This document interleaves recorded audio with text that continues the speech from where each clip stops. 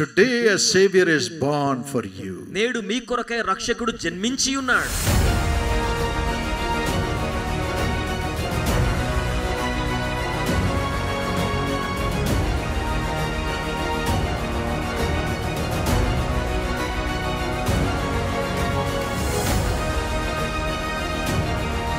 ముందుగా మన బాపట్ల ప్రజలందరి తరఫున mister and missus doctor Paul Dhinakaran గారికి గట్టిగా చప్పట్లు కొట్టి స్వాగతం పలుకుదాం.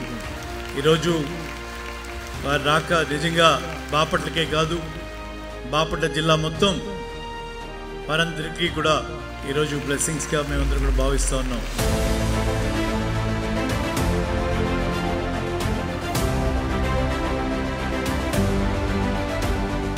Remember Bapatla, Lord. Bless the agriculture, Lord. Let the harvest next be 4 times in the name of Jesus. Miraculously let them get back 4 times, Lord. And let there be great increase in the economic blessing. More than everything, Lord. Let all the citizens of Bapatla and the places surrounding this have your peace. We pray for our honorable chief minister. Bless him and his family. Bless his effort. Let there be 100 times increase in the blessings in this state. Bless our honorable MLA.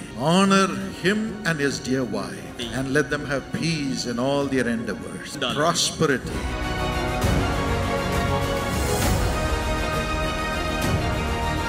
How did God come into the world in the form of a baby boy in a human form?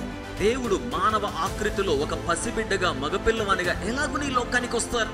Firstly, he came to us as a savior. మొదటిగా ఆయన మన చెంతకు రక్షకునిగా వచ్చారు. Jesus said, "Let me shed my holy blood." యేసయ్య అన్నారు, నా పరిశుద్ధ రక్తాన్ని నేనే చిందించేస్తాను. He shed it on the cross for you and for me. ఆయన మీ కోసం నా కోసం సిలువలో దానిని చిందించారు. Blood of Jesus Christ యేసుక్రీస్తు రక్తం cleanses us from all sin. సమస్త పాపాల నుంచి మనల్ని కడిగి శుద్ధీకరిస్తుంది. And the Lord comes to you as a comforter. ప్రభు ఆదరించేవాడిగా మీ యొద్దకు వస్తున్నారు. Today Jesus says, కానీ ఈ రోజున యేసు అంటున్నారు, I will be with you. నేను నీకు తోడుగా ఉంటాను. I will comfort you in the midst of all your tribulation. నీ సకల శ్రమల మధ్య నేను నిన్ను ఆదరిస్తాను. వెళ్ళి I ఉన్నాను. have overcome it on the cross. నేను దానిని సిలువ మీద జయించి And ఉన్నాను. I rose up from there.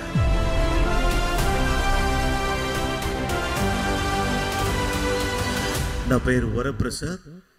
నేను విజయవాడ వాస్తవ్యుడు. నేను మల్టీనేషనల్ కంపెనీలో ఏరియా మేనేజర్గా పనిచేస్తూ ఉండేవాడిని. చాలా చక్కగా నా కుటుంబం అంతా కొనసాగుతుంది. 2022వ సంవత్సరము మే నెల 25వ తారీఖున నా భార్యను నేను కోల్పోయాను. నా భార్య ప్రభు దగ్గరికి తీసుకువెళ్ళబడింది. అప్పటి నుంచి నా యొక్క మానసిక స్థితి సరిగా లేకుండా దుఃఖంలో, బాధతో, వేదనతో వెతుక్కుంటూ ఉండేవాడిని. మాకు వివాహం 1996వ సంవత్సరంలో అయింది.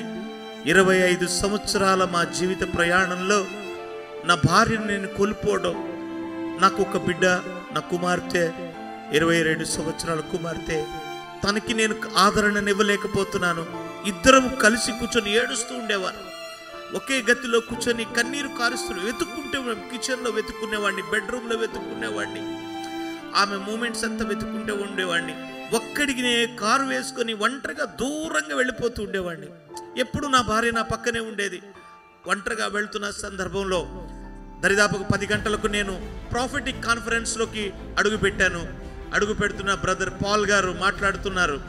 దేవుని పరిశుద్ధ ఆత్మ గురించి మాట్లాడుతున్నారు, దేవుని శక్తి గురించి మాట్లాడుతున్నారు. మరి ఆ యొక్క డయాస్ మీద నుంచి your sorrow shall be turn into Joy, your sorrow shall be turn into Joy అని 4-5 సార్లు నీ దుఃఖము సంతోషముగా మార్చబడును గాకని పలుకుతున్నప్పుడు నేను నిలబడలేకపోయాను.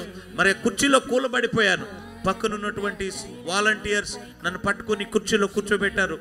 చాలాసేపు ఆ యొక్క దుఃఖం ఏదైతే ఉందో, నా హృదయంలో బాధ అయితే ఏదో ఉందో, అదంతా ఒకేసారి ఎగిరి వెళ్ళిపోయినట్లు అనిపించింది. నిన్ను అలంకరించునే, కోల్పోయినదంతా పునరుద్ధరించునే, స్తుతింపజేయునే,